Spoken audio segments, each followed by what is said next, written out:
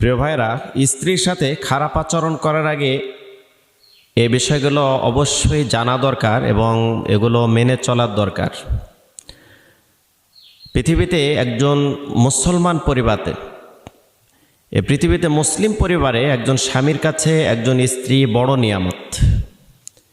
পৃথিবীর সব যতগুলো নিয়ামত আল্লাহ সুবহানাহু ওয়া তাআলা দিয়েছেন, তার মধ্যে পৃথিবীতে মুসলিম পরিবারে একজন স্বামীর কাছে একজন স্ত্রী হচ্ছে গুরুত্বপূর্ণ। যতগুলো নিয়ামত আল্লাহ সুবহানাহু ওয়া তাআলা দিয়েছেন, তার মধ্যে এটি একটা গুরুত্বপূর্ণ নিয়ামত।